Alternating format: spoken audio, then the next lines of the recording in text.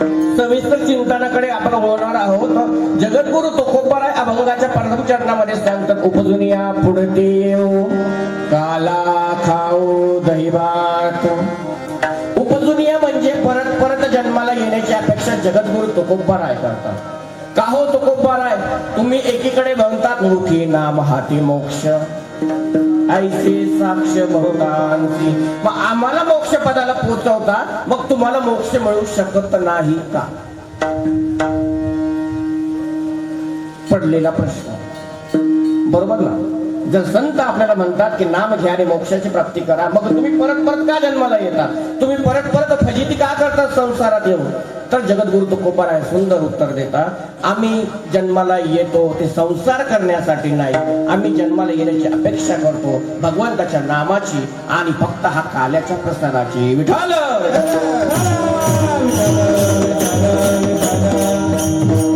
एक वर्ग असा आहे की त्याला जन्माला आणावं लागतं,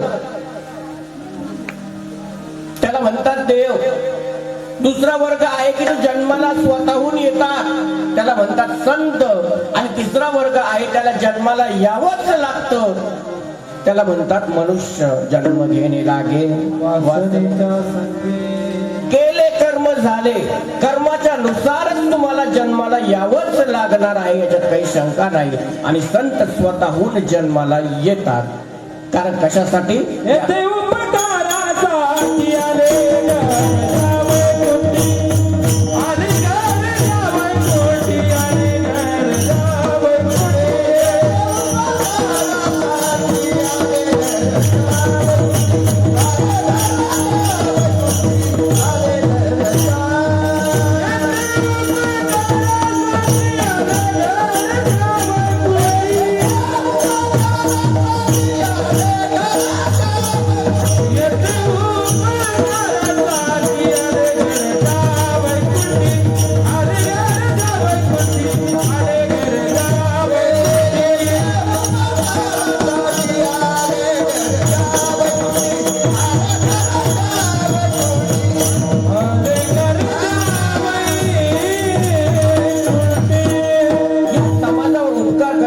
संतांनी घेतलेला जन्म आणि संतांच्या चरणाजवळ याच्यासाठी जावं लागतं. आता काय प्रकार आहे? उपजुनिया पुढते येऊ काला खाऊ दही भाते. या कालेच्या ह्याच्यामध्ये प्रसादाचं काय आहे? महाराजांनी सुंदर वर्णन केलेलं आहे. जेव्हा हा काला गोकुळामध्ये झाला त्यावेळेस 33 कोटी देवतांना सुद्धा याचा हेवा वाटत होता. कारण काला म्हणजे काय? जीवाचा आणि शिवाचा या दोघांमध्ये होतो, त्याला म्हणतात काला. खऱ्या अर्थाने 7 दिवस झालेला हा नामयज्ञ आणि त्याची पूर्ण आहुती, म्हणून आजचं काल्याची सेवा. काल्याचं कीर्तन म्हणजे प्रसादाचं कीर्तन. प्रसाद देतो पंढरीनाथ. आज खऱ्या अर्थाने तुम्हाला प्रसाद मिळणार आहे. तुम्ही 7 दिवस भगवंताची सेवा केली ना, तर आज तुम्ही खरे प्रसादाचे अधिकारी आहात. काल्याचं कीर्तन म्हणजे प्रसादाचं कीर्तन, काल्याचं कीर्तन म्हणजे कळसाचं कीर्तन. पूर्ण आहुती झाली. आज या सांगता झालेली आहे, आज या श्रीमद भागवत कथेची पूर्ण आहुती आहे. आणि आज खऱ्या अर्थाने तुम्हाला भगवंताकडनं मिळणार, त्याला म्हणतात प्रसाद. प्रसाद कसा घ्यायचा? कितीही गर्दी असली, किती चेंगराचेंगरी झाली तरी हात पुढे करूनच प्रसाद घ्यायची पद्धत आहे आणि शास्त्र आहे.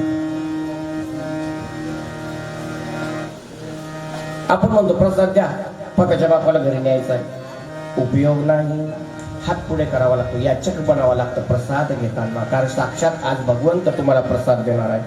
मी कालच तुम्हाला सांगितलं नाही का, जेवढ्यांना सांगता येईल तेवढ्यांना सांगा महाप्रसादाला या. सांगितलं का तुम्ही? आजचा दिवस तर बोला. सांगितलं का आमंत्रण? नाही, नसलच सांगितलं तर काय? किती जणांनी सांगितलं? हात वर करा बरं. वा, खऱ्या अर्थाने तुम्ही पुण्यवान भाग्यवान आहात. ज्यांनी सांगितलं ना त्यांनी मोबाईलवर फोन करा, प्रसाद या भागवताचा प्रसाद. आईशा लाभा चुकला तुका म्हणे वाया गेला. प्रसाद कधी चुकवू नये आणि महायज्ञाचा प्रसाद तर कधीच चुकवू नये. कसं सांगतो थोडं भजन करा विठ्ठल.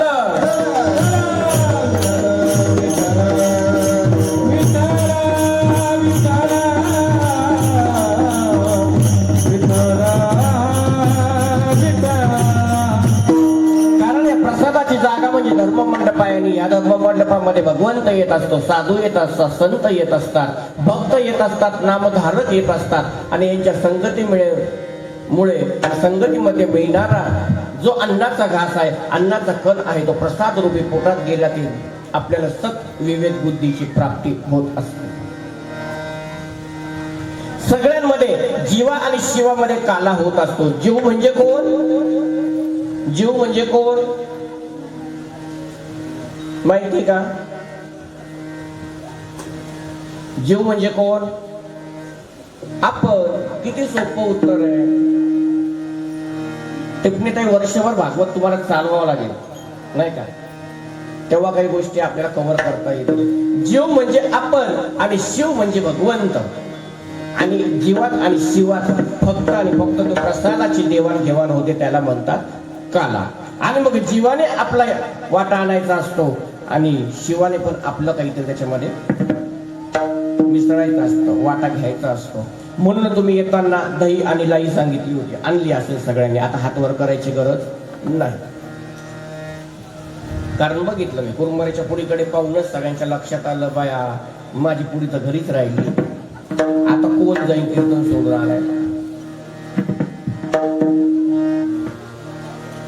कारण भगवंत ज्याच्याकडे बोट दाखवतो त्यालाच बुद्धी प्राप्त होते आणि त्याच्याच घरचा प्रसाद इथे येऊन पडत असतो. मी 7 दिवसापासून सांगतो, अन्नदान करा, महाप्रसादामध्ये सहभाग घ्या.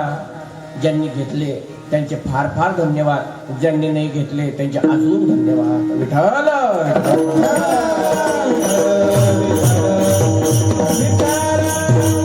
जगद्गुरु तुकोबाराय सांगतात, परत परत आम्ही जन्माला यायची अपेक्षा करतो, फक्त आणि फक्त आणि फक्त हा काल्याचा प्रसाद. म्हणजे विचार करा, जगद्गुरु तुकोबाराय सारखे संत परत परत जन्माला यायची अपेक्षा करता हा काल्याचा प्रसाद खायला, तो तुम्हा आम्हाला मिळणार आहे. म्हणजे किती आपलं भाग्य उदयाला आलेलं आहे. उजळले भाग्य, उजळले भाग्य.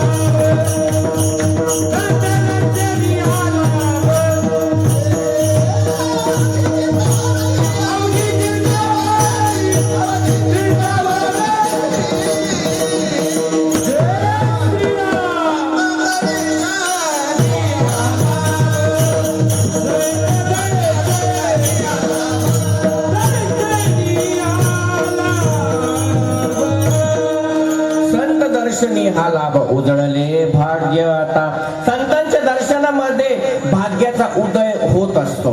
म्हणूनच आपण पंढरपूरला जाताना काय करत असतो? नाम घेता वाट चाले यज्ञ पाऊल. प्रत्येक पावला गणित ना आपला नामाचा यज्ञ होत असतो. किती आनंद असतो चालत असताना. प्रत्येकाच्या मुखामध्ये पंढरपूर येईपर्यंत एकच असतं, ज्ञानोबा मावली तुकाराम तुकाराम.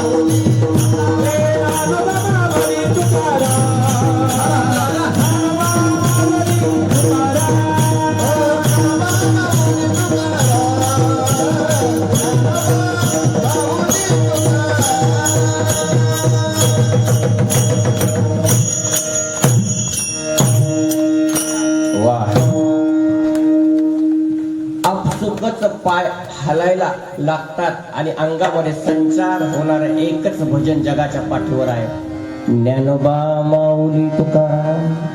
जेव्हा दिंडी गावातून निघते तेव्हा सुंदर असं कानाला मधुर वाटणार ज्ञानोबा तुकाराम.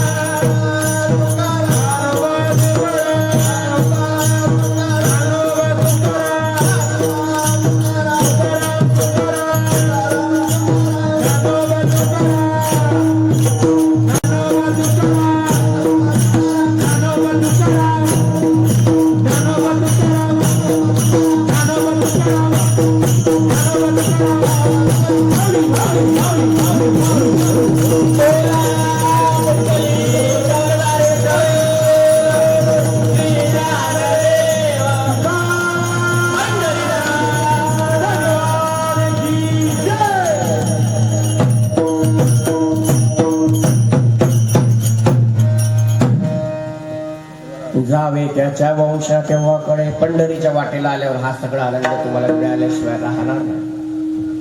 मिळावा आणि तो कळावा याच्यापेक्षा दुसरा काय आनंद नाही. आणि या ठिकाणी प्रसाद तुम्हाला मिळणार आहे.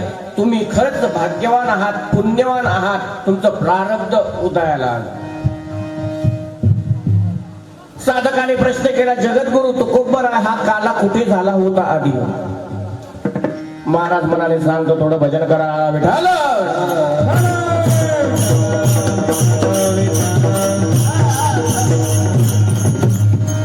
जेव्हा पृथ्वी रूपी गाय भगवंताकडे गेली, ब्रह्मदेवाकडे, आणि सांगितलं, हे देवा, माझ्यावर जो पापाचा भार झालेला आहे, जो अधम चालू आहे, जे राक्षस जन्माला आलेले आहेत, आणि त्यामुळे मला जो त्रास होत आहे तो आता सहन होईल. कृपया मला या संकटातनं सोडवा. तेव्हा ब्रह्मदेवाने पृथ्वी माता गाय रूपी पृथ्वी विष्णू भगवानकडे गेली आणि भगवंताला विनवणी केली. आणि भगवंत म्हणाले, खऱ्या अर्थाने आता मला अवतार घेण्याची वेळ आलेली आहे. तुम्ही व्हा पुढे. 33 कोटी देवतांना आज्ञा केली. कोणी गोप बनले, कोणी गोपिका बनले. शेषनागाला सांगितलं, तुम्ही आता माझ्या बरोबर अवतार घ्या. तेव्हा शेषनागाने सांगितलं, देवा, आता काही शक्य होणार नाही, मला वेळ भेटेल असं वाटत नाही. म्हणजे काय झालं, राम अवतारात तुमच्यामुळे मला नाहक 14 वर्ष वनवास भोगावा लागतो. राम अवतारात कोण होते? लक्ष्मण. काही संबंध होता का वनवास भोगायचा? नाही.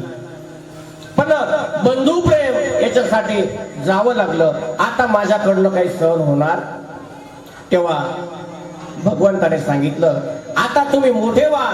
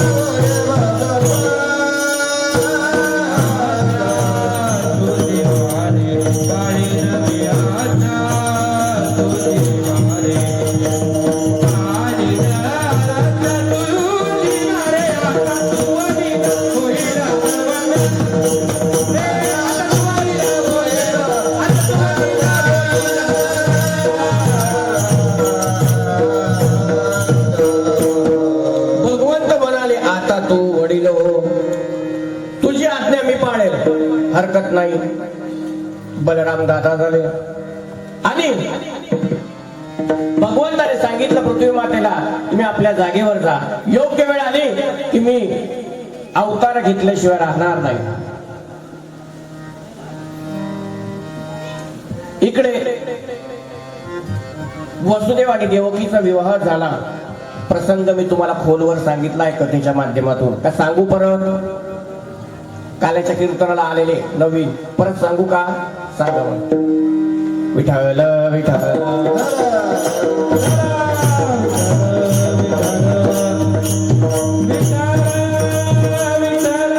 वसुदेव आणि देवकीचा विवाह थाटामाटात कंसाने लावून दिला होता. कंस हा देवकीचा भाऊ होता.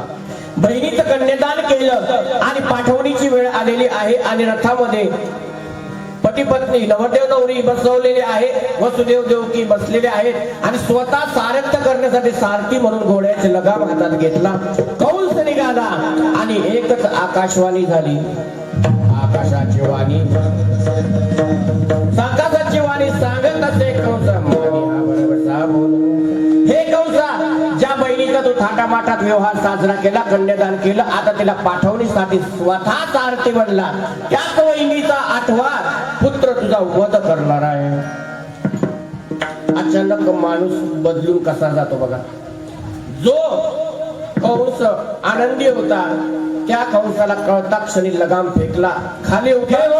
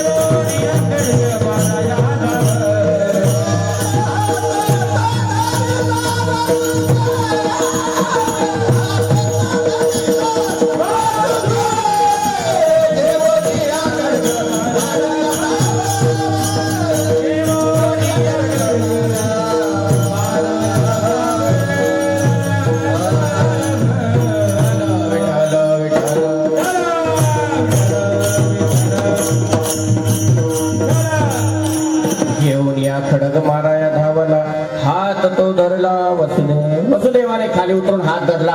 हे कंसा, अरे हिच्या 8व्या पुत्रापासून तुला भीती आहे? तू हिला मारून स्त्री हत्येचं पाप माती मारून घेऊ नको. आणि जो तिच्या केसाला हात लावलेला आहे तो केस धरून तिला खाली पटपटून ओढली. पहिले तिच्या केसाचा हात काढ. शास्त्र असं सांगतं की स्त्रीच्या केसाला हात लावण्याचा अधिकार जगाच्या पाठीवर 2च जणाला आहे.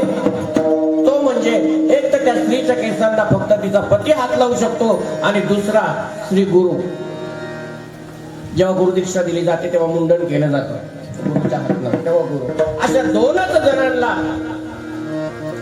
शास्त्रामध्ये परवानगी आहे. तेव्हा तू केसातला हात काढ आणि तुझा होणारा अधिपतन आहे ते थांबव. आणि तुला असं वाटत असेल की आमच्या पासून तुला जर जीवाला धोका आहे तर आम्हाला जेल बंद कर, बंदीखान्यात टाक, आमचे होणारे पुत्र तुझ्या स्वाधीन करू. विठ्ठल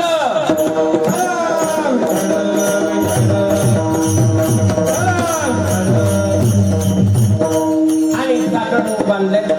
बंदीखान्यामध्ये वसुदेव देवकीला टाकलं. बघता बघता काळ निघून गेला. देवकीला भगवंताच्या कृपाशीर्वादाने पहिलं रत्न पुत्ररत्न प्राप्त झालं.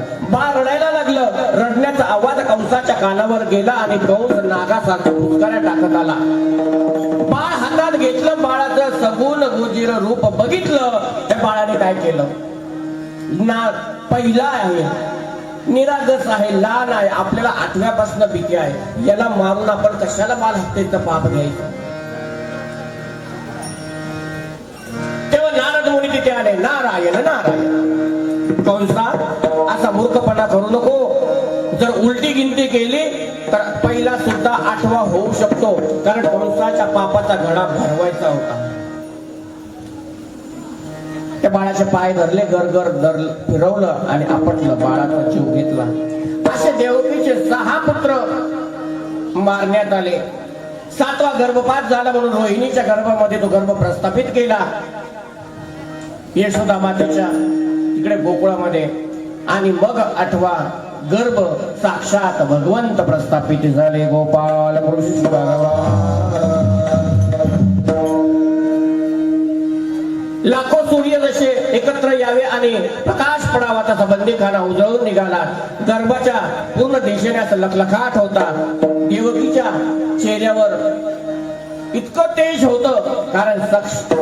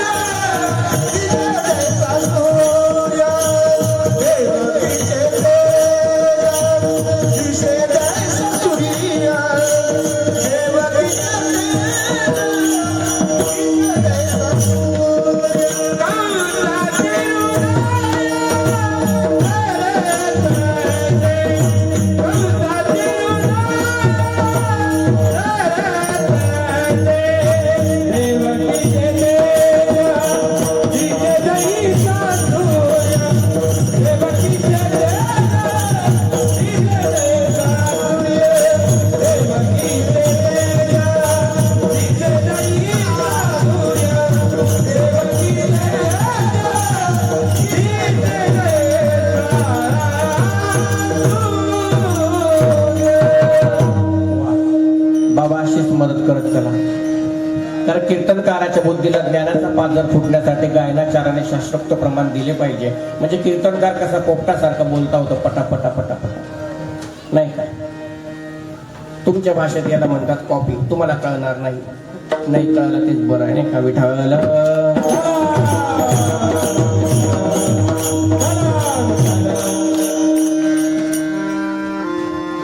नंदीबैल पाहिलाय का तुम्ही? नंदीबैल घेऊन येतात, त्यांच्या कशा खानापुना असतात तशा आमच्या, ते तुम्हाला नाही कळणार. आणि योग्य वेळ आली. वसुनाम तिथी असे बुधवार तसे श्रावण महिना होता, बुधवारचा दिवस होता. आणि रात्री 12 वाजता साक्षात भगवंत जन्माला आले. गोपाल कृष्ण भगवान पाहे बिहारीला आनंद झाला.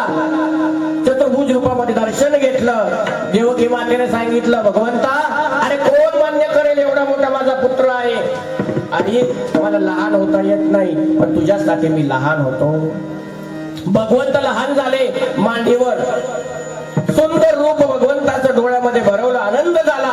एकमेकाला मिठी मारली वसुदेव देवकीने. आणि अचानक लक्षात आलं, कंसाला जर कळालं तर सोडा सोडा मिठी लपवा जग जेठी.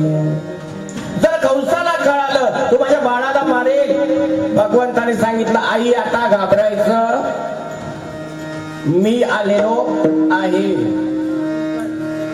म्हणजे आता भानुदास नगर मध्ये त्यांनी सांगितलं, घाबरू नका, आता तुमच्या नगरात मी आलेलो.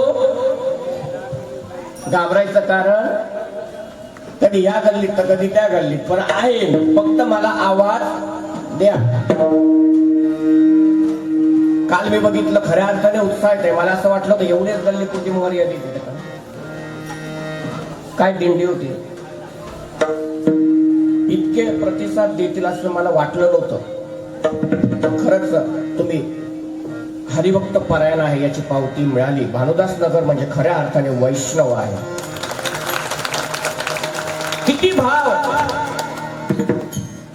काही कामी पाटावर उभं राहिलो पाय धुवायला तर बऱ्याच महिलांच्या डोळ्यात पाणी आलं. खूप गोड भाषा इकडची. बाबा तुम्ही चालले आता, आता कवशी केसाल आता करमायचं नाही आम्हाला. खूप गोड बोलल्या महिला, असं डोळ्यात पाणी यायचं ताई. पण एकही महिला म्हणली नाही बाबा आमचं एक रूम खाली, मग तुम्हाला देऊ का, तुम्ही इथंच राहत्या का. वर वर माया उपाशी निज ग बाया. अशी माया तुम्ही केली नाही. तुम्ही खूप मनापासून माया केली. आणि मी नाही मागणार रूम, तुम्हाला घाबरू नका. मागायचं असतं तर 8 दिवसातच मागितलं असतं, आहे की नाही. असं मी काय सांगत होतो, घाबरायचं. हा देव तुमच्याकडे आलेला आहे, घाबरायचं सोडा सोडा मिठी लपवा जगदेवी. आणि भगवंताने सांगितलं आईसाहेब घाबरू नका, आता मी आलो, मला उचला आणि घेऊन चला.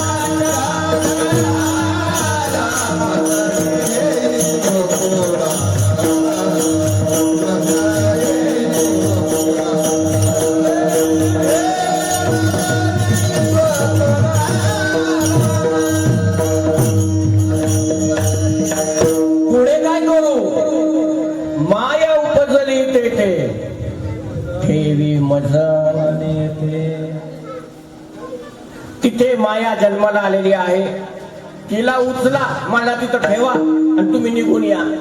पण जाऊ कसं, पायामध्ये साखरंद आहे, जेरबंद आहोत, रक्षपाळ बाहेर आहेत.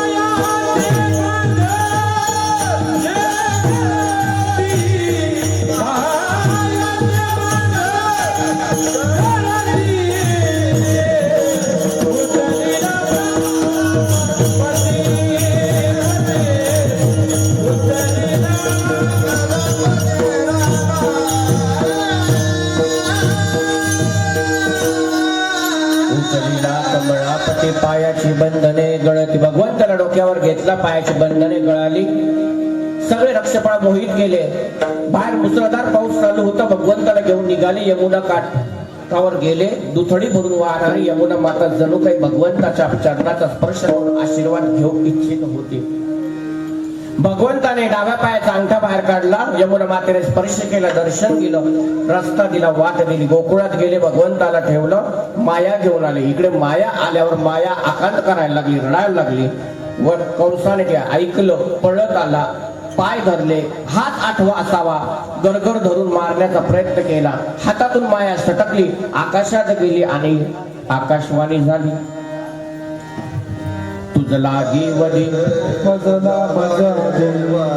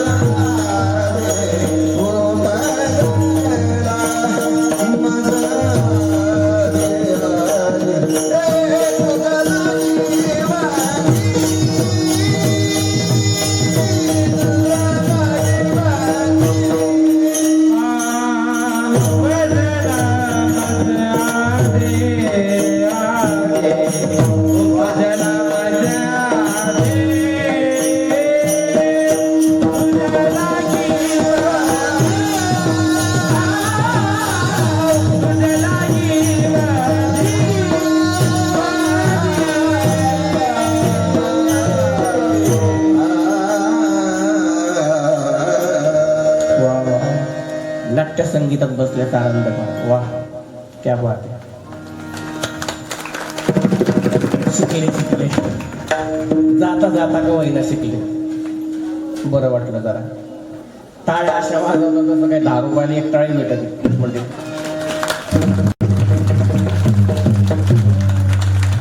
बरं, स्वयंपाक चालू झाला का? उगत आला?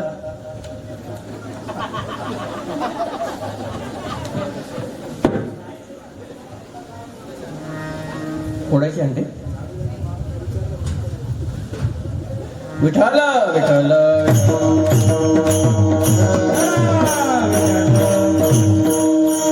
कारण काल्याचं आणि दिंडीचं कीर्तन आचार्याचा निरोप येईपर्यंत चालावं लागतं. बरोबर ना ताई?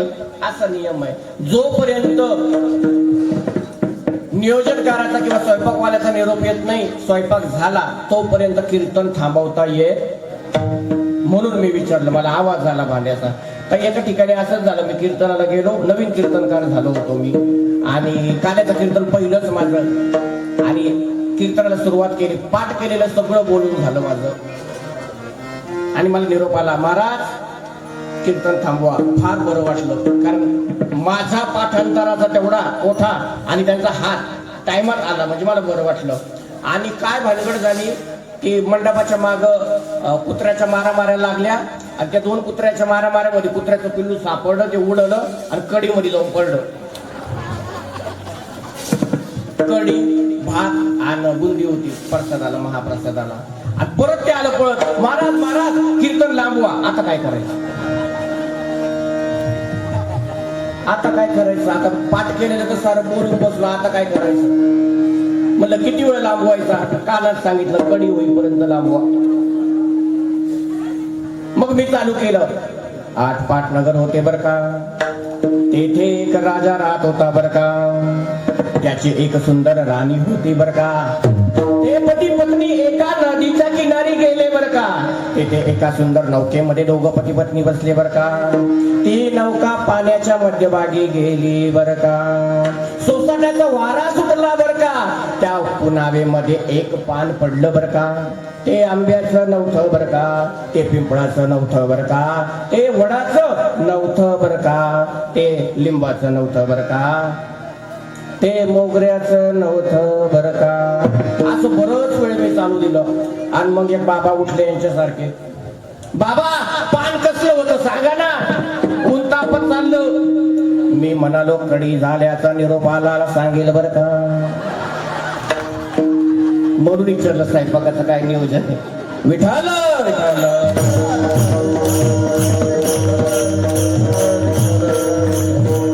भगवंताला तिथे नेलं आणि गवळणी बघितलं.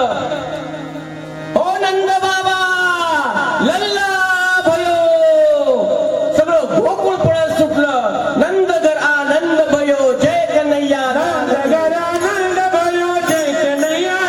की.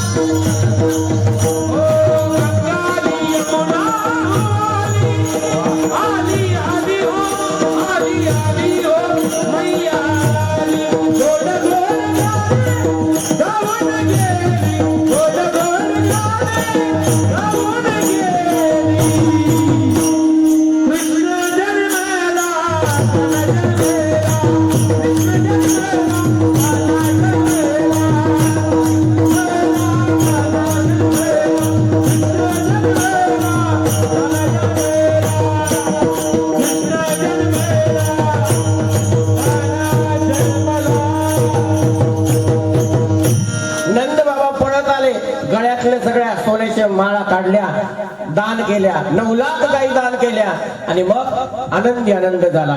इकडे कंसाच्या डोक्यामध्ये जो प्रकाश पडला, कोणतरी आता आठवा आलेला आहे. कुठं आला, काय आला, कसा आला, कोणाकडे आला, बरेच प्रश्न पडले. आणि मग बैठक घेतली, पैंजेचा विडा दिला, पुतण्याने विडा उचलला. पुतणेचं मी सगळं सांगितलेलं आहे.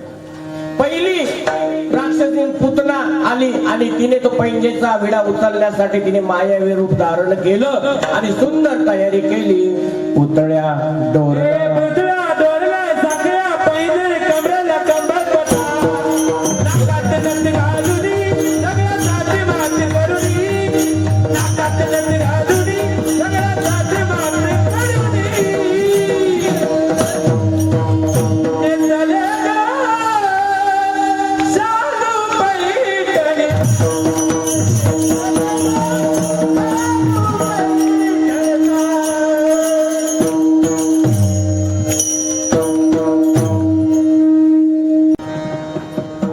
पुतळ्या डोरलं पैंजण साखळ्या सुंदर रूप घेतलं. निघाली स्तनामध्ये विष भरून भगवंताकडे गेली. भगवंताला विष पाजण्याचा प्रयत्न केला. भगवंताने तिचे पंचप्राण ओढले. तिला सायुज्यता नावाची मुक्ती प्रदान केली, मोक्ष प्रदान केलं. आणि प्रकार असा घडला की भगवंत आता जन्माला आले म्हणून यशोदा मातेने ब्राह्मण देवताला आमंत्रित केलं पंचांगण घेऊन. देव बाप्पा तुम्ही काय देव? हो, आमच्याकडे गुरुजी म्हणते ब्राह्मणा. बघा बरं याच्या कुंडलीमध्ये काय योग आहे.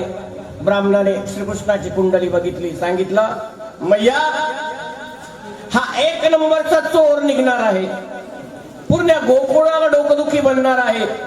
नोवे तर हा गोकुळाचा वंश संपवण्यासाठी कारणीभूत ठरणार आहे. हे खरं होतं का खोटं होतं? हा, खोटं होतं बाई.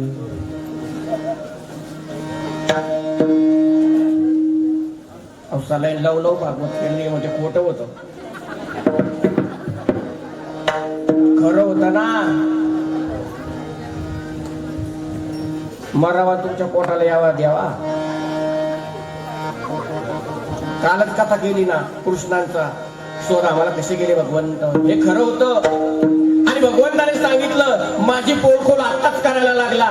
घरातल्या सगळ्या वस्तूंना त्याने आज्ञा केली. पाटापासून वरवंट्यापासून पोळपाटापासून सगळ्यांना सांगितलं तूट पडो. विटंबीला भात तिला पाठीवरी पाट तिला पाठीवरी पाट तिला पाठीवरी पाट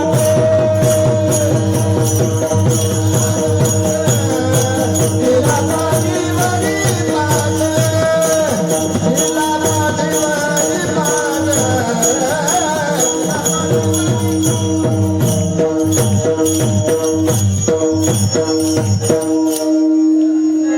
धोतर फाटले असं काही आहे ना प्रमाण. पंचांगण फाटले धोतर.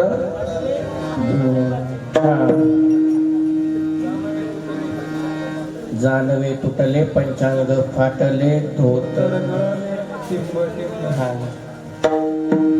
तेवढे हुशार आहे वगाड्या जागावर आहे. हाल गेली. नंतर यशोदा माताने बघितलं की हा जन्माला आल्यापासून काहीतरी विपरीत घडलेलं आहे. आणि भगवंत मग रागायला लागले. रांगता रांगता भगवंताने बऱ्याच खोड्या केल्या. रांगत रंगने चोरित रोरे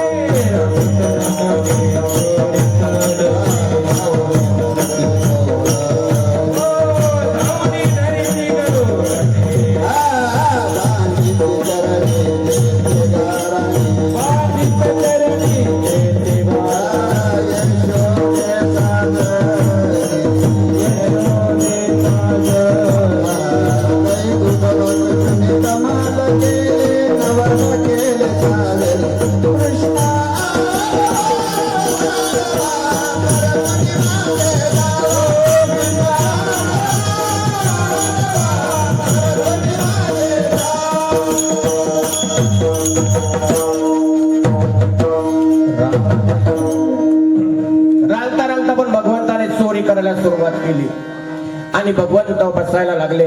बसता बसता भगवंत माती खेळायचे, खायचे. आणि मग बलराम दादाने कंप्लेंट केली. आई साहेब पळत आल्या. बळीराम दादा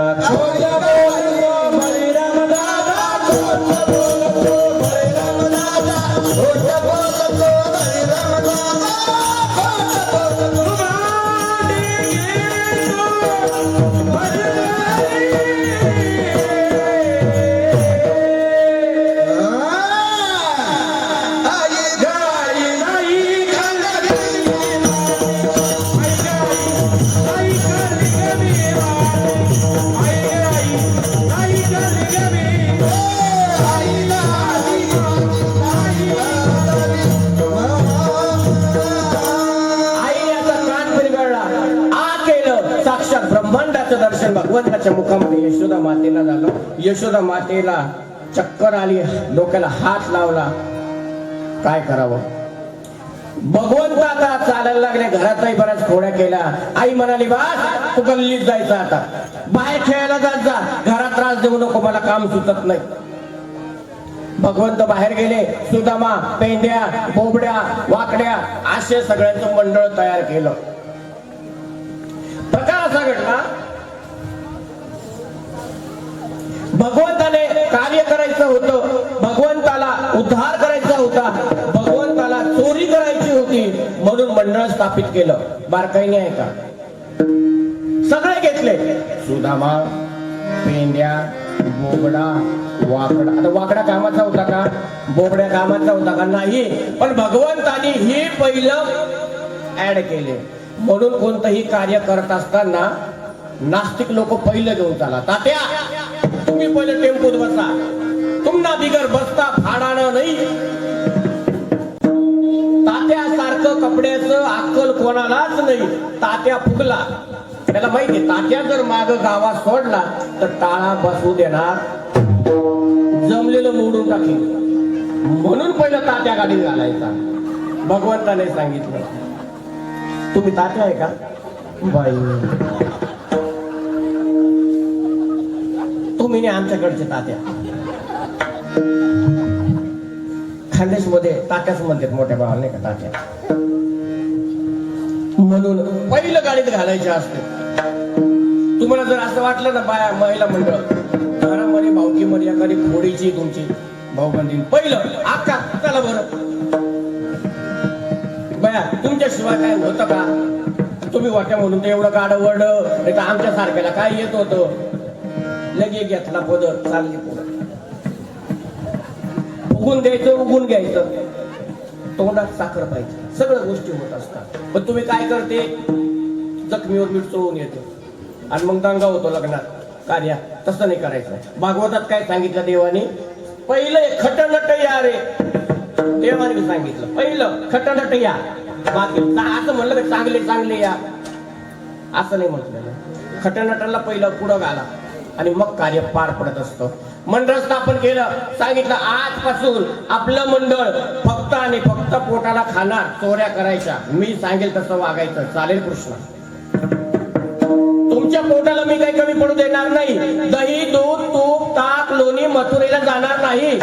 कंसाकडे फक्त गोकुळामध्ये राहणार. चालेल देवा? सांगा काय करायचं? याला तरी यारे लागे, याला तरी यारे लागे, याला तरी यारे लागे, याला तरी यारे लागे, याला तरी यारे लागे, याला तरी यारे लागे, याला तरी यारे लागे. हो आवगे माझ्या मागे मागे, आवगे माझ्या मागे मागे, आवगे माझ्या मागे मागे, आवगे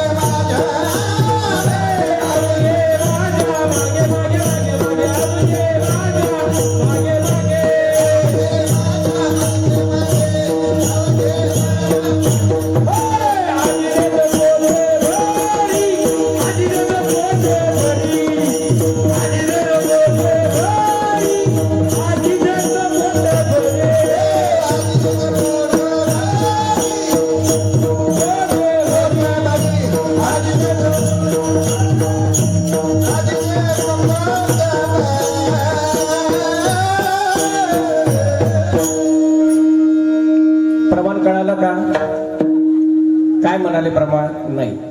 टिपणे ताईने माझ्या कानात काय सांगितलं, इकडं तुमचं लक्ष आहे. खरं का खोटं? ही गाडी लई ताकदीची. खरं का खोटं? आता ते सांगितल्याशिवाय तुम्हाला पुढं लक्ष लागणार. ते म्हणत होते महाराज सगळ्या बायकांना साड्या नेसवायच्या, मग हे कधी नेसवायच्या, पंगत झाल्यावर का आधी?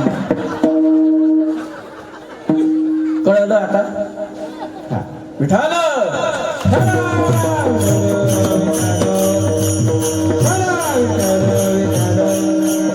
आणि मग मंडळ स्थापन झालं. बऱ्याच त्रास थोड्या करायला सुरुवात केल्या. गवळणी त्रास सहन करत होत्या. यशोदा माताकडे घराने घेऊन जात होत्या. आणि मग एक दिवस एक गवळण सारखी घरानं घेऊन यायची. तेव्हा भगवंताने सांगितलं, बास तुमचा अत्याचार वाढला, तिचा नंबर घ्या, गल्ली नंबर घ्या, फोन नंबर घ्या. आणि भगवंताने सगळ्या मंडळींना सांगितलं, जमा आता ही आपली पहिली चोरी आहे. पेंड्याने सांगितलं, देवा आम्ही कधी चोऱ्या केलेल्या, तुझ्या नादी लागून आम्ही पहिल्यांदा चोरी करणार. हरकत नाही, घाबरायचं नाही, मी सांगेल तसं करायचं. कारण मंडळाचा अध्यक्ष असतो ना, त्याच्यावर विश्वास असणं फार गरजेचं असतं. अध्यक्ष असतो की काही असतो.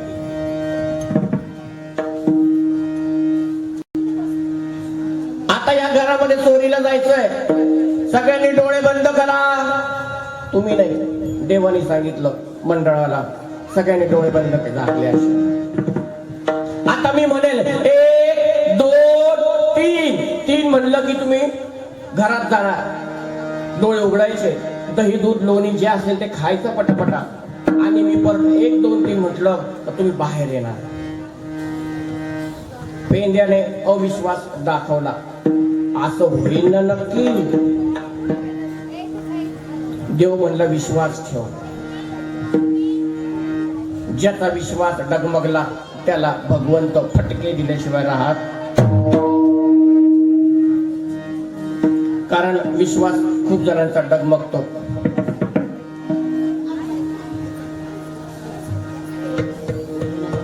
डोळे बंद केले सगळ्यांनी. देव म्हणाला 1 2 3 म्हणणार तर पेंड्याकडे भगवंताचं लक्ष गेलं. त्याने अशा फटी ठेवल्या होत्या. बाकीच्यांनी फक्त आशा ठेवल्या. देवाने बघितलं माझ्यावर विश्वास, एकदा माफ करीन. 3 म्हणले की सगळे मध्ये गेले. पटापट दही दूध लोणी जे होतं ते खायला सुरुवात केली. गवळण यायचा आवाज ऐकला, दार खोलायचा आवाज ऐकला कडीचा. भगवंत म्हणाले आवरा आवरा आवरा, डोळे झाका. 1 2 आता परत सुधार. पेंड्याने असं देव म्हणला आता माफ नाही करणार. आता दुसऱ्यांदा अविश्वास. 3 म्हणले की सगळे गेले. आणि हा पेंड्या धुडक्यामध्ये अडकला. धुडकं माहितीये ना, धुडक्यामध्ये अर्धा वर अर्धा खाली. गवळण आली, इतका त्याला बडावला खाली. कृष्णा वाचव, कृष्णा वाचव. देव म्हणला माझ्या कार्यामध्ये संशय घेशील का? मग तो कार्य करण्याचं मंडळ असो, नाही तर महाराज असो, नाही तर टाळकरी असो, नाही तर माळकरी असो, त्यांच्यावर संशय घेतला तर फटके पडल्याशिवाय राहणार नाही. कृष्णा चूक झाली, माफ कर, सोडव. आणि मग भगवंताने त्याला सोडवलं. दुसरी ती गवळण घरी गेली आणि यशोदा मातेला सांगितलं, यशोदे तुझ्या कृष्णाने इतका त्रास दिला, या गोकुळात राहावं का जावं हे समजेना मला. यशोदा म्हणाली तुम्ही माझ्या पोराच्या नादी लागू नका. सगळं गोकुळ सोडतात, माझ्याच कृष्णाच्या नावाने खडे फोडतात. सबूत असेल तर बोलायचं, मोगम बोलायला यायचं नाही. आणि सुरुवात केली सांगायला. गवळणी म्हणाले ठीक आहे, सबूत सगळं तुझा पोरगा आणून देते. भगवंताने तिच्यावर ध्यान ठेवलं. ही बाजाराला गेली, खूप साऱ्या घंट्या आणल्या, दरवाजाला घंटी बांधली, नंतर शिंक्याला बांधली, नंतर पुढे पलंगाला बांधली. म्हणजे जिथून जिथून भगवंत जर चोरी करायला घुसला, घंटी वाजली की मी सावध होईत उठेल आणि त्याला पकडेल. तेव्हापासून डोरबेलची सुरुवात झालेली आहे. तुमच्याकडे हँड डोरबेल टिंग टॉंग का नाही? हा, ती डोरबेल. आणि घंट्या बांधल्या. भगवंत आले, चोरी करायला बघितलं, घंट्या बांधलेल्या आहेत. टिपणे साहेब त्या घंटीने एवढं शहाणं काम केलं. भगवंताने सांगितलं, ए घंटी बजना नाही. कोणी सांगितलं? देवानी. झाडाची पान हाले ज्याची सत्ता. नाही का? झाडाचं पान सुद्धा त्याच्या परवानगीशिवाय हालत नाही, तर ती घंटी काय चीज होती? ए घंटी बजना नाही जब तक मैं वो कहता हूं. त्यांनी हात जोडले, प्रभू आपके आज्ञे बिगर हम नहीं बचेंगे. शांत झाल्या सगळ्या घंट्या. मध्ये गेले, शिंक्यावरून माठ घेतला, त्याच्यातनं लोणी काढलं, खायलं, तोंडात टाकणार तर सगळ्या घंट्या खळखळा खळखळा वाजायला लागल्या. गवळण आली, हात पकडला, क्यों बे चोर अभी दिखाती हूं यशोदा को, बहुत कहती थी मेरा लाल चोर नहीं है. त्यांनी सांगितलं, मैया मैंने चोरी नहीं की. अरे पूरे मुंह को माखन लगाए, चोरी नहीं की. मैया तेरे मटकी में मक्खी गिरी थी, मैंने वो निकाली, वो मक्खी मेरे नाक पे बैठी, मैंने ऐसा ऐसा किया तो मेरे मुंह को माखन लगा. मैया मैंने चोरी नहीं की. आणि मग घंटीकडे भगवंताने बघितलं, क्यों बे घंटी मैंने बोला था ना बचना नहीं. इतकं सुंदर उत्तर दिलं त्या घंटीने. ऐका, घंटेने सांगितलं, प्रभु 6 शास्त्र और 18 पुराणों में लिखा है, गोविंद जब खाते हैं तो घंटी को बजना ही पड़ता है. म्हणून नैवेद्य दाखवताना घंटी वाजवावी लागते. वाजवता का तुम्ही? नैवेद्यच दाखवत नाही. दाखवताना कसा दाखवता? देवाला आवडता का तुम्हाला आवडतं? तुम्हाला आवडतो हा, आम्हाला माहिती. होळी आली का हो, पूर्णाच्या पोळ्याने केल्या बया, पप्पाच्या बापाला शुगर आहे आणि तो खात नाही, मग कोणासाठी करायचं? देवाशी काही गेलं नाही. अगरबत्ती आपल्याला आवडती ती आणायची, देवाला आवडती ती असं नाही चालत. असू द्या, तो विषय नाही आपला. 8 दिवस भरपूर झालंय आपलं, वेळ कमी आहे. खांदी भार पोटी भूक, काय कीर्तनाचे सुख. बाबा भुका लागल्या, आवरा पटकन. आणि भगवंताने बऱ्याच खोड्या केल्या, सांगून झालेल्या आहेत. एक छोट